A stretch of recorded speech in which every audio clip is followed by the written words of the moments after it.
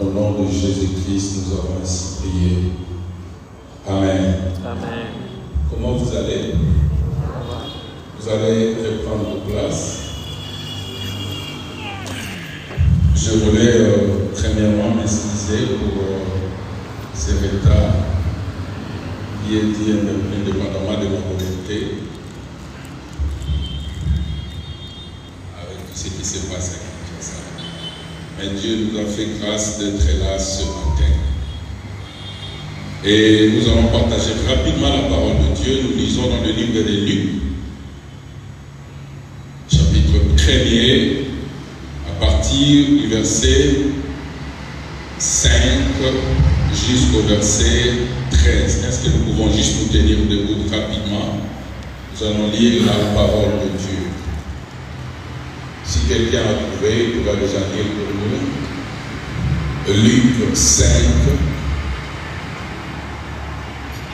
Pardon, Luc 1er, à partir du verset 5 jusqu'au verset 13.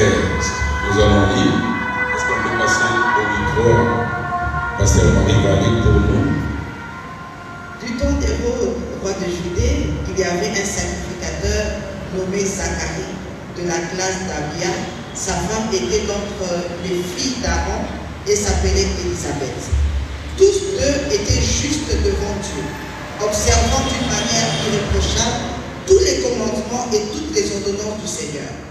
Ils n'avaient point d'enfants parce qu'Élisabeth était stérile et ils étaient l'un et l'autre avancés en âge. Or, pendant qu'il s'acquittait de ses fonctions devant Dieu, selon le tour de sa classe, il fut appelé par le sort, d'après la règle du sacerdoce, à entrer dans le temple du Seigneur pour offrir le parfum. Toute la multitude du peuple était dehors en prière à l'heure du parfum. Alors un ange du Seigneur apparut à Zacharie et se tint debout à droite de l'autel des parfums. Zacharie fut troublé en le voyant et la frayeur s'empara de lui. Mais l'ange lui dit: ne crains point, Zacharie, car ta prière a été exaucée. Ta femme Élisabeth t'enfantera un fils et tu lui donneras le nom de Jean. Il sera pour toi un sujet de joie et d'allégresse et plusieurs se réjouiront de sa naissance. Vous pouvez vous arrêter là. Vous pouvez vous arrêter là. Acclamons pour la parole de Dieu alors que nous reprenons nos places. Amen. Amen. J'aimerais que vous puissiez me prêter votre attention pendant quelques minutes.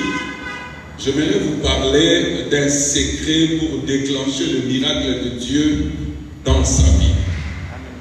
Après avoir jeûné, après avoir prié, après avoir sémé, après avoir chassé les démons, après avoir brisé les malédictions de votre famille, il y a un secret pour déclencher un miracle dans sa vie.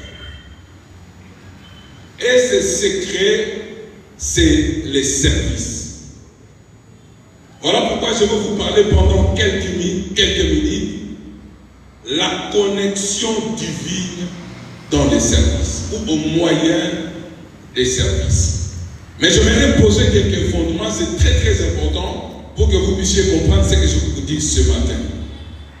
Les mots service en grec, pardon, les mots ministère, parce que j'entends aujourd'hui tout le monde dire que j'ai un ministère, Donc on se retrouve à une église de 10 où tout le monde a un ministère. Mais est-ce que c'est faux? Est-ce que c'est l'ignorance? Non. Ce n'est pas l'ignorance, c'est vrai. Vous pouvez vous retrouver dans une église de 10 et que tous, 10, vous avez tous un ministère. Cela est possible, mais vous devez avoir une bonne compréhension du mot ministère. Amen. Ne vous dérangez pas, moi je ne suis pas comme pasteur Shadrach, lui il est trop jeune, il est trop brillant. Moi je suis beaucoup plus posé. Donc peut-être vous allez sentir qu'il y a une cassure, ne vous dérangez pas. C'est comme cela que Dieu a donné les dons aux gens. Amen. Amen. C'est bien de faire saute avec Shadrach, mais quand moi je viens, je vous fais asseoir. Amen. Amen. Amen. Oui, quand j'étais trop jeune, j'étais aussi comme lui. Plus l'âge avance, plus on devient posé aussi. On est dans les enseignements aussi. Donc ne vous dérangez pas parce que je vois que vous êtes bruyants, mais vous sentez. C'est toujours les dons de Dieu. À l'autre, il a donné les dons brillants, à l'autre, il a donné aussi les dons de s'asseoir. Amen. Amen. Le mot ministère, ou le mot ministère vient du mot en grec, ce qu'on appelle diaconat.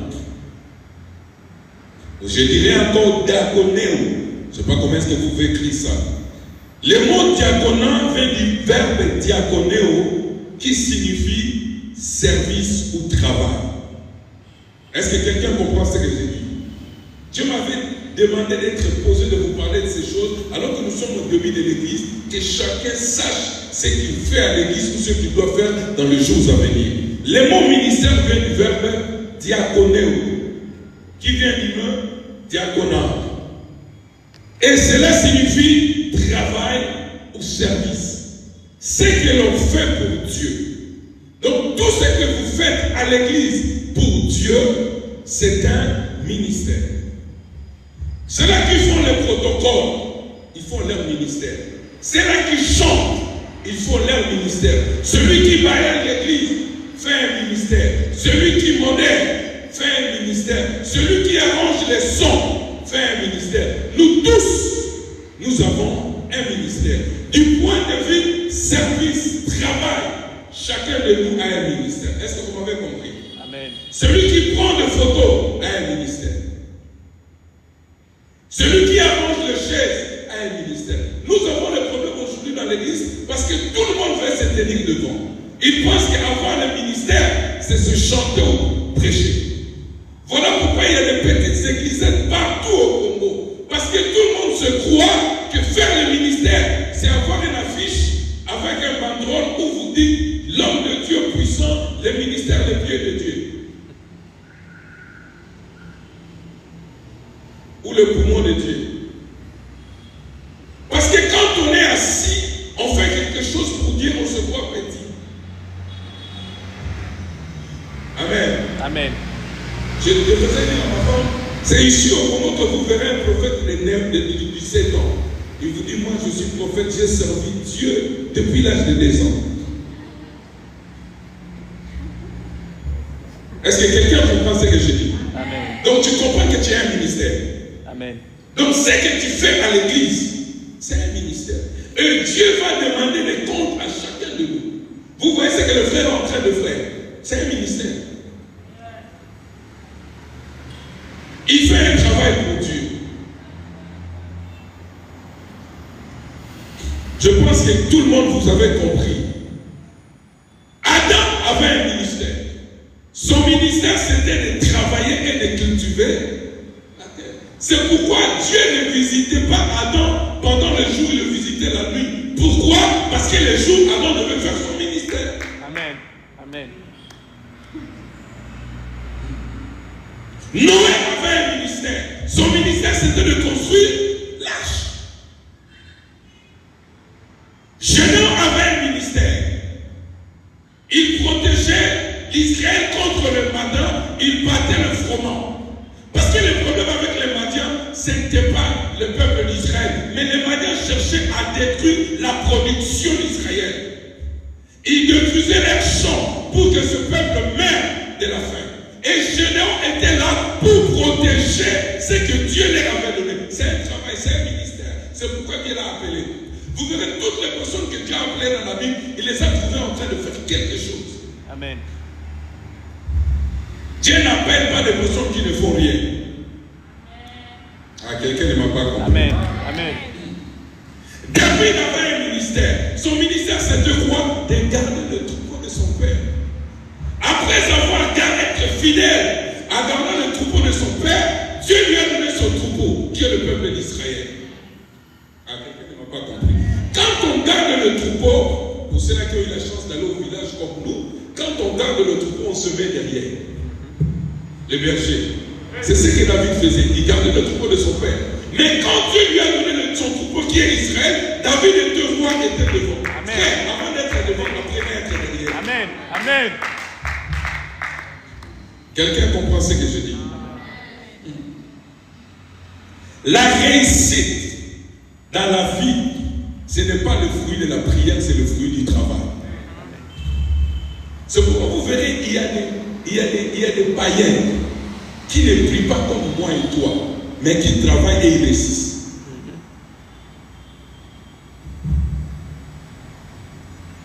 Quelqu'un comprend? Amen. Et étymologiquement, vous allez dire, parce que vous avez fait lire la lecture, maintenant vous commencez à parler des choses, ne vous dérangez pas, je vais arriver par là. Étymologiquement, toujours en grec, le mot ministère vient du mot doulos, qui veut dire esclave. Donc, quand quelqu'un travaille pour Dieu, est un esclave. Voilà pourquoi Paul s'est dit esclave de Jésus-Christ. Le problème avec nous aujourd'hui, tout le monde sont devenus daddy. Vous avez l'église de 15 membres, vous avez 15 protocoles. Donc toute l'église de votre protocole, on vous transporte la Bible. Les serviteurs de Dieu ne veulent plus être esclaves. Un jour, je donnais un séminaire quelque part. Une soeur venait, je dis, maman, Bible n'est pas c'est pas mauvais que quelqu'un transporte la Bible. La Bible dit que les serviteurs de Dieu, ceux qui prêchent la parole de Dieu, doivent être honorés. C'est pas mauvais. Mais est-ce que c'est nécessaire? Est-ce que si on ne transporte pas la Bible, ça ne peut pas devenir un serviteur? Je ne dis pas qu'il ne faut pas transporter la Bible. Je vous parle seulement de ces choses. Tu vois quelqu'un se fâcher, non? Frère, si on te met, ça change. Ça enlève quoi?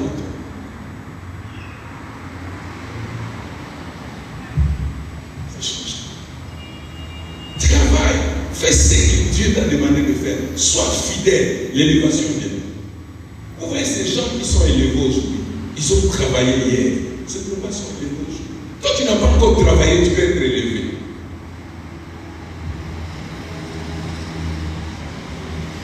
Un serviteur de Dieu, un ministre de Dieu, c'est un doulos, c'est un esclave. Et quand le travail de Dieu l'appelle, il le fait. L'esclave ne dépend que de son maître. Ses projets, sa vie, tout ce qu'il fait dépend du maître. Et quand on est esclave de Dieu, on ne dépend pas de soi-même, on dépend. On ne se lève pas pour venir à l'église quand on veut, à quelle heure on veut, mais on dépend du maître. Vous savez, à l'époque, même la femme et les enfants d'esclaves appartenaient au maître. Amen. Amen. Amen. Et nous sommes les esclaves de Christ. Nous appartenons à Christ. Même ton habillement appartient à ton maître. Ton argent et ton temps appartiennent à ton maître. Amen. Amen. C'est très important que vous puissiez connaître ces choses. Je parlais de ministère, c'est un travail, même être ministre, c'est être aussi un esclave. Mais le problème aujourd'hui, les gens ne servent pas Dieu, mais les gens se servent de Dieu.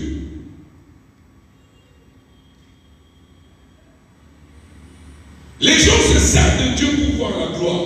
Les gens se servent de Dieu pour voir la renommée. Les gens se servent de Dieu pour voir l'argent. Les gens se servent de Dieu pour voir tout ce qu'ils sont. Ils ne servent pas Dieu, mais ils se servent de Dieu. Ma prière est que cela ne soit pas le cas pour nous. Amen. Amen. Retenez que vous êtes un ministre. Donc je suis là en train de parler aux ministres, hommes et femmes, qui sont appelés à servir Dieu. Ne vous dérangez pas si à l'église vous n'êtes jamais passé ici. Ce que vous faites pour Dieu, vous êtes un ministre. Amen. Amen. C'est pourquoi aujourd'hui nous avons un esprit qui dérange l'église aujourd'hui. C'est un esprit géant. Les gens connaissent seulement l'esprit de cette femme Jézabel. Mais les gens oublient qu'il y a un esprit qui aujourd'hui dirige et dérange l'église. C'est l'esprit de Mammon. Amen. Mammon, c'est l'esprit qui est derrière l'argent. L'argent, ce n'est pas mauvais. Dieu nous a donné l'argent pour le servir. Mais Mammon, c'est l'esprit qui est derrière l'argent. Au point où les gens font tout, mais ne pas obéir à Dieu à cause de l'argent. Vous est venu vers Dieu et dit, Seigneur, tu crois que Job te craint? Dieu a dit, je sais, c'est un homme fidèle et non. Si Job te craint, enlève ta main sur Job. C'est parce que tu le protèges, tu protèges ses biens, tu protèges ses enfants. Détache-toi des autres, enlève ta main sur Job. Tu verras, Job va te bénir. Et Dieu l'a fait. Vous savez qu'aujourd'hui, les diables n'agissent plus de même. Aujourd'hui, il dit Dieu, si tu veux savoir que cette sœur t'aime, donne-lui le travail. Amen. Si la voit à l'église, c'est parce qu'elle n'est pas mariée. Seigneur, si tu veux savoir si elle te sert, donne-la un mari. Là, la sœur commence à donner des raisons. Ce cas, ça a été à tout Mélissa. Ce cas, ça Mélissa a balisé le sous. Ça ne peut pas s'attendre. Le ministère est un peu ban.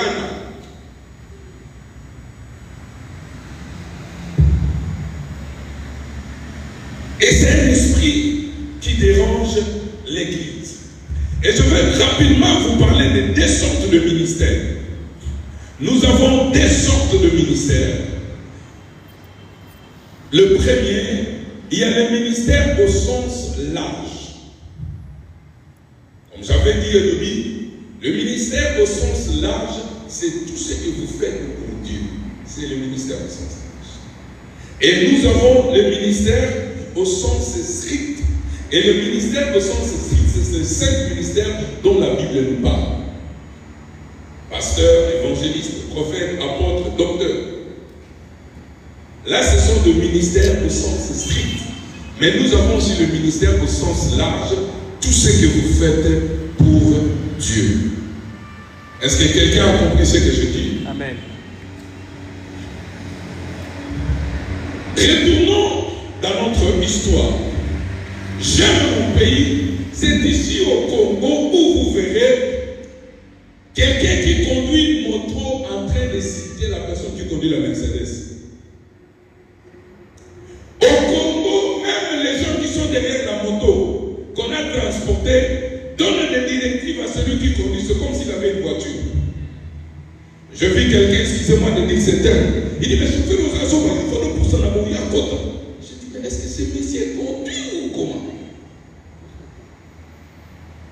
C'est ici au Congo où les gens sont toujours pressés. J'ai été avec mon frère à l'étranger. Et à l'époque, là où on allait, il y avait un truc, un département qu'on appelait Home Affairs. Je ne sais pas si vous comprenez ça comment en français. Home Affairs. Affaires étrangères. Affaires étrangères. Lui, on était avec lui à l'étranger. Et là, on venait renouveler nos papiers à l'époque. Et pour savoir, c'est là qui vient d'arriver du Congo. Parce que quand vous terminez de faire vos papiers, vous devez rentrer chez vous. Il y a des bus qui viennent, vous entrez. Pour savoir celui qui vient de chez nous, vous êtes à 10. Et dans le bus, il y a 45 places. Dès que la bus s'arrête, il court. Il pousse celui qui est à côté de lui. Parce qu'on est tellement habitués chez nous à courir et à se battre pour prendre le transport. Et une fois le chauffeur vous demande, vous êtes à 10, il y a 45 places. Mettez-vous juste dans les rangées. Chacun de vous aura une place. Tellement il est habitué à se battre pour voir le transport. Il court. Frère, calme-toi, il y a beaucoup d'espace ici. C'est ça chez nous. C'est ici au Congo où les gens sont pressés. En allant, le chauffeur ne sait pas où on l'arrête, tout le monde court pour rentrer. Et là où on va vous déposer, les chauffeurs n'ont pas encore parqué. Tout le monde cherche à descendre. Quand vous descendez les derniers, vous les trouvez debout en train de rien faire. Vous demandez, mais pourquoi est-ce qu'il s'est précipité? C'est parce que c'est dans les sangs. Les gens sont pressés. Nous avons des embouteillages ici à Kinshasa parce que les gens sont pressés. Ils ne veulent pas respecter les principes établis. Là où on devait s'arrêter, les autres continuent à rouler parce qu'ils pensent qu'ils sont en retard. Personne dans la vie aime être en retard. Amen. Personne ne veut se marier en retard. Personne ne veut avoir des enfants en retard. Personne ne veut gagner la vie en retard. Tout le monde cherche à être le premier. Mais pendant ces temps, Dieu se sert de retard pour nous enseigner quelque chose. Les enfants d'Israël ont fabriqué le veau d'or. Pourquoi? Parce que Moïse tardait à venir. Ils ont dit à Aaron, c'est Moïse qui est monté là-bas. Nous ne savons pas s'il va revenir. Autrement, il est en retard. Il devait déjà être là. Moïse tarde. L'homme aime maîtriser tout le paramètre tout autour de lui. Quand quelque chose vous échappe, vous avez l'impression que vous êtes en retard. L'homme prend des solutions, des fois qui ne sont pas de Dieu. Et nous sommes devant un couple d'un homme appelé Zacharie et sa femme Élisabeth qui étaient entre guillemets en retard pour avoir un enfant. Ce n'était pas le cas comme Marie que l'ange lui est apparu, lui dit Marie, je te donnerai un fils. Et à l'époque, Marie avait aux environs 18 ans. Marie avait tout le temps devant elle. Elle pouvait dire même après des ans, si l'ange vient, je bénis le Seigneur. Mais cela n'était pas le cas pour Élisabeth et Zacharie. La Bible dit qu'ils étaient déjà avancés en âge et l'enfant tardait à venir. La Bible nous dit quelque chose concernant Élisabeth et Zacharie. La Bible dit qu'ils étaient un homme et une femme irréprochables. Ils craignaient Dieu. Mais voilà, l'enfant tardait à venir. Si c'était moi et toi à l'époque, on aurait dit Élisabeth, moi je vois votre cas là, c'est la malédiction familiale. Il faut gêner 21 jours. Et je disais la Bible, je dis, la Bible a dit qu'Élisabeth était stérile. Est-ce qu'ils sont allés faire des examens? On a fait que ce n'est pas Élisabeth qui était stérile pour Zacharie aussi américain. Parce que chez nous, à l'Afrique, quand on parle de la stérilité, c'est toujours la femme. Élisabeth était stérile. L'enfant ne plaignait pas. Les choses ne marchaient pas comme ils avaient planifié. Il y avait un retard dans la vie. Mais une chose que la Bible nous dit, cet homme, malgré les retards de ce qu'il attendait, chaque jour, il était dans le temple pour servir Dieu. Amen. Amen. À aucun jour, Zacharie s'est dit, Dieu, j'ai prié pendant longtemps. L'enfant ne vient pas. Aujourd'hui, je ne parle pas au temple de ça. Alors, je m'étonne de foi. Quand les choses ne marchent pas, vous verrez quelqu'un dire, je ne veux pas aller à l'église parce que les choses ne marchent pas. Si vous n'allez pas à l'église parce que les choses ne marchent pas, auprès de qui vous irez? Je ne veux plus chanter parce que le mariage ne vient pas. Je suis fatigué à faire les protocoles parce que je ne travaille pas. J'abandonne l'église parce que mon enfant est toujours malade. Mais si ce n'est pas auprès de Dieu, comme Pierre, je dirais, à qui irions-nous? Amen. Amen. En aucun cas, Zacharie s'est dit, aujourd'hui, c'est mon temps d'aller servir Dieu, je ne le veux pas. Ou il dit, Élisabeth, mon père allait à l'église, Élisabeth dit, Zacharie, si tu veux partir, par servir. Et Zacharie signifie celui dont l'Éternel se souvient. Amen. C'est ça la signification. Amen. Et Élisabeth signifie le Dieu de la plénitude ou de multiplication. Amen. Mais on voit quelqu'un qui a la promesse de Dieu, celui dont Dieu devait se souvenir de lui, en train d'attendre quelque chose qui tardait. Celle dont Dieu devait lui donner la multiplication, la plénitude, en train de manquer un enfant. Mais malgré cela, ils étaient fidèles à Dieu pour les servir. Dis à ton voisin, sers Dieu. Amen. Amen. Dis, il est bon de servir Dieu. Il est bon de servir Dieu. Élisabeth ne s'est jamais, en aucun cas, abandonné Dieu. Il servait Dieu de toute sa vie. La Bible dit qu'ils étaient là chaque jour devant la face de Dieu. Parce qu'Élisabeth et Zacharie avaient compris que malgré nos défis, Dieu reste Dieu. Et la Bible dit que Zacharie était devant la face de Dieu.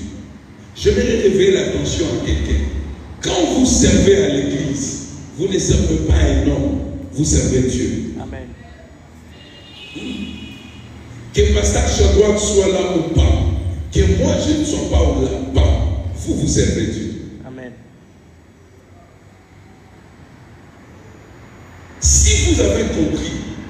que ce que vous faites, c'est le service de Dieu, c'est le ministère de Dieu. Sachez-le que vous servez Dieu. Je vis les roll-up qu'on a mis là-bas. Est-ce que la personne qui a mis les roll-up a prêché aujourd'hui? Non. La personne qui a fait ça, est-ce qu'il a prêché aujourd'hui? Non. Quand on vient ici, on voit Bishop Amazou. Mais ce n'est pas Bishop Amazou qui a fait ça. C'est quelqu'un d'autre. C'est un ministère. C'est un ministre de Dieu. Il fait un travail pour Dieu. Et Dieu va les récompenser en fonction de ce qu'il a fait. Vous voyez, Zacharie et sa femme, malgré les défis, malgré la stérilité, ils ont continué à servir Dieu. Je suis là ce matin pour encourager quelqu'un qu'on ne sert pas Dieu seulement quand tout va bien. Même quand tout va mal, servez Dieu. Amen. Amen. Même quand les choses ne viennent pas, ne se présentent pas comme vous pensez, servez Dieu. Est-ce que vous pouvez lire rapidement Colossiens 3, les versets 23 à 4. Colossiens 3, les versets 23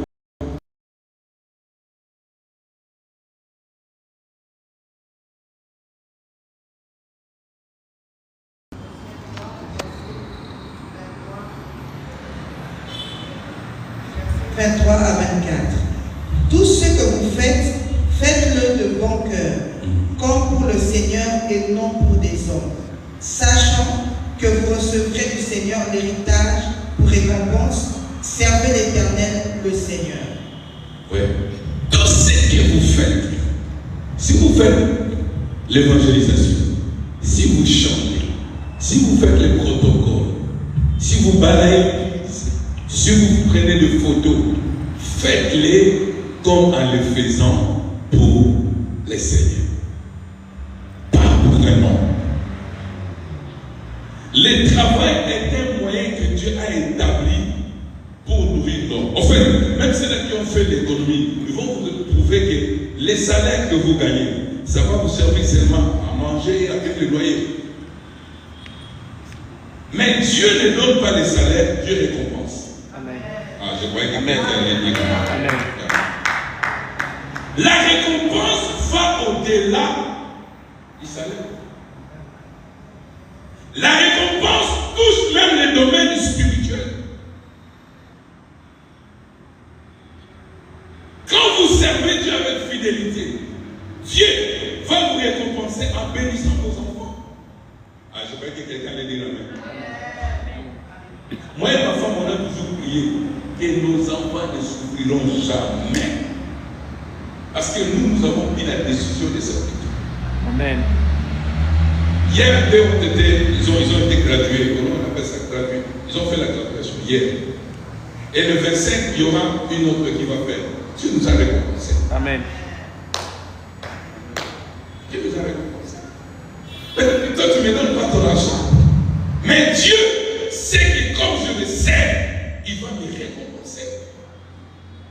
Est-ce que quelqu'un a compris ce que je dis? Amen. Dieu va te donner des enfants intelligents. Dieu va te donner un bon mariage. Dieu va te donner la bonne santé.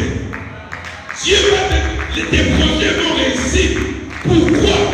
C'est parce que tu sers Dieu. Et quand vous le faites, ne le faites pas comme si vous servez un homme. Faites-le comme vous servez Dieu. Parce qu'un homme peut vous donner le salaire, mais Dieu va vous récompenser.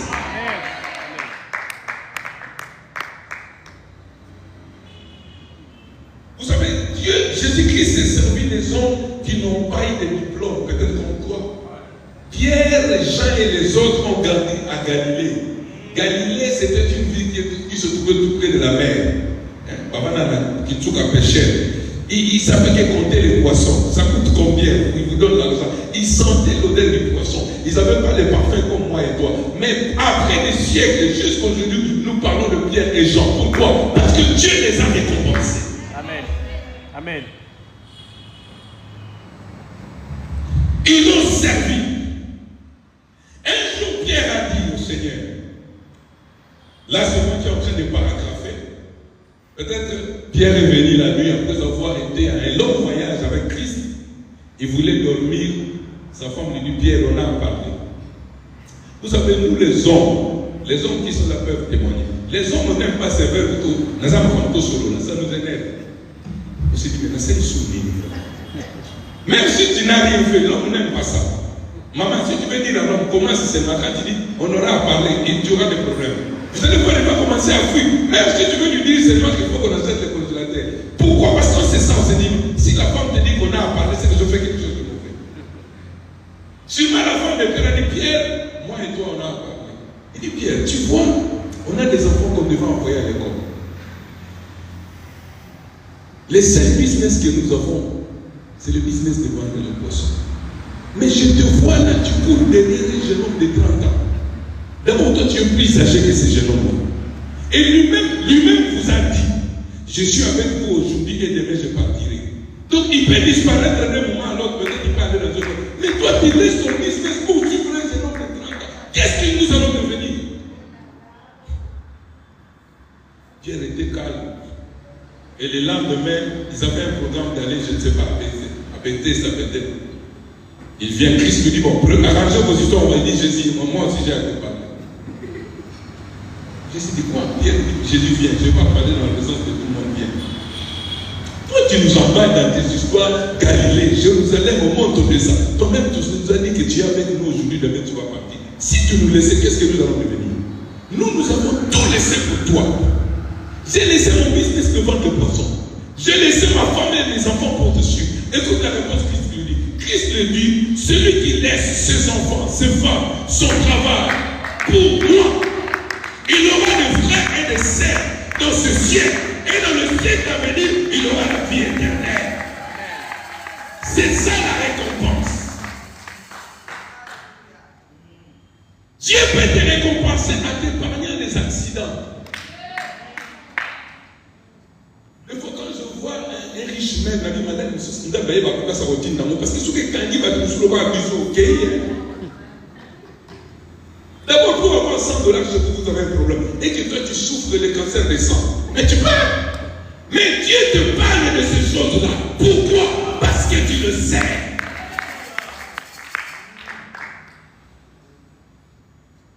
Je vais réveiller l'attention de quelqu'un qu'il faut bien servir Dieu. Et il faut le faire de tout votre cœur. Et ces jours-là, quand Zacharie est venu pour servir Dieu, la Bible dit que l'ange lui est apparu. Je me pose la question, si Zacharie ces jours-là s'était dit, est-ce que l'ange allait venir à la maison? C'est pendant qu'il était dans les services que l'ange lui est apparu. Laissez-moi vous dire, il y aura d'autres visitations. Vous allez l'obtenir si vous êtes dans les services. Amen. Amen.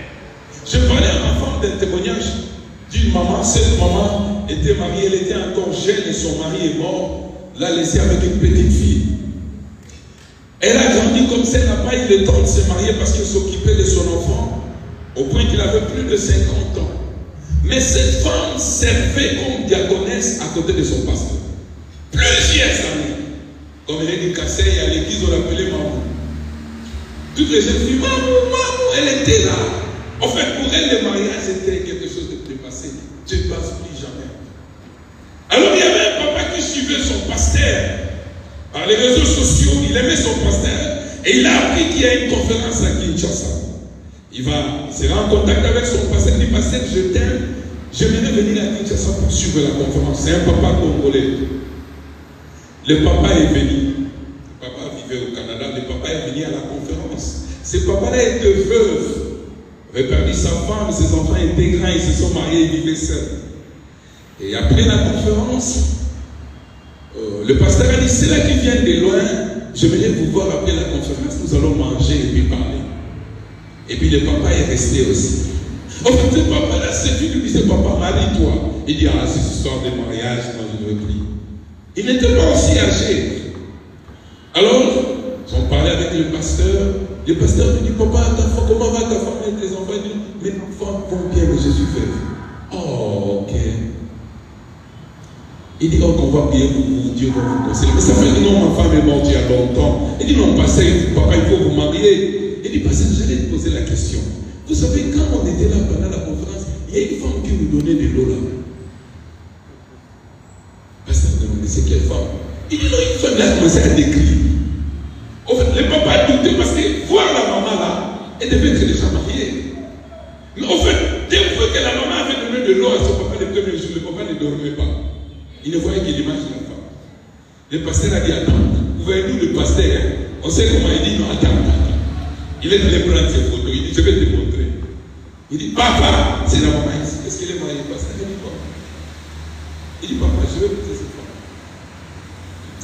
Vous savez, le pasteur, il est tard, il va dire, attends. Il appelle maman. Maman, il y a quelqu'un qui va te voir demain. Sois gentil envers nous. Papa dit comme lui, sois gentil envers quelqu'un. Vous allez vous rencontrer demain, je lui ai donné ton numéro. Et le lendemain, ils ont parlé. Le papa est monté après 3 mois, il est venu là, donner, et il a épousé maman. Ils sont partis, ils sont au Canada. Et puis, quand ma maman appelait sa fille, c'est ça la récompense. Amen. Vous savez, vous Amen. servez Dieu avec hésitation, vous servez Dieu avec des doutes et légèreté, parce que vous ne savez pas que Dieu récompense. David a servi son père avec royauté et loyauté. Dieu lui a donné le royaume. Vous savez, je vais vous choquer. David, il me reste combien de minutes? Même pasteur a oublié, vous me laissez le parler. David n'était pas le fils légitime de son père et de sa mère. Oui. En Bourriès. Qui est? Je vais demander à ma femme. Est-ce que, ma femme, tu peux oublier les noms et là où se trouve notre dernier de la famille?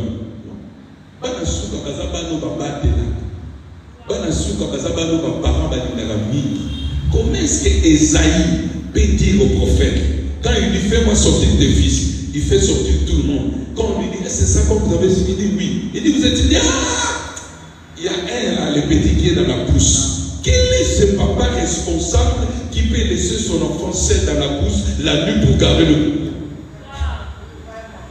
L'exposer au danger. Quel est ce papa-là? L'histoire nous dit que David était né dans une relation illégitime. David était l'enfant d'Ésaü, mais la mère qui était dans la maison n'était pas sa mère. C'est pourquoi David était négligé par tout le monde. Vous verrez même dans le livre de Psaume, je pense Psaume 53, il dit, mon père et ma mère m'ont conçu dans le péché et dans l'iniquité. Mais comme il était fidèle, Dieu lui a donné le royaume. Je vais dire à quelqu'un, Dieu peut changer l'histoire de votre vie si vous le servez de tout votre cœur.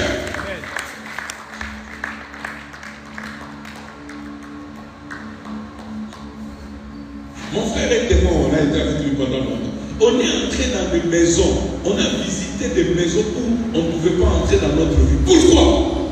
C'est parce qu'on servait Dieu.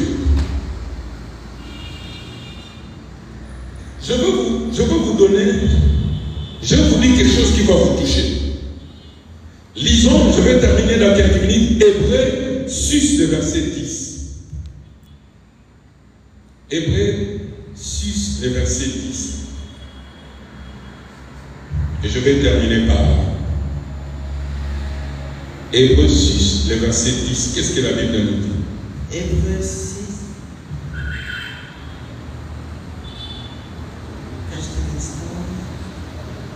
Hébreux 6, le verset 10. La parole de Dieu nous dit, car Dieu n'est pas injuste pour oublier votre travail et l'amour que vous avez montré pour son nom, ayant rendu et rendant encore des services aux saints. Vous voyez, on dit, Dieu n'est pas injuste pour oublier l'amour que vous avez montré à son travail, en rendant les services aux saints. Autrement, en faisant le ministère pour les saints. Laissez-moi vous dire, Tabitha n'était pas un apôtre. Tabitha n'était pas une prophétesse. Tabitha dirige pas une église. David faisait un ministère. Et son ministère était quoi? Il faisait des habits pour le pauvre. Et la Bible dit que quand David est mort, on a gardé son corps.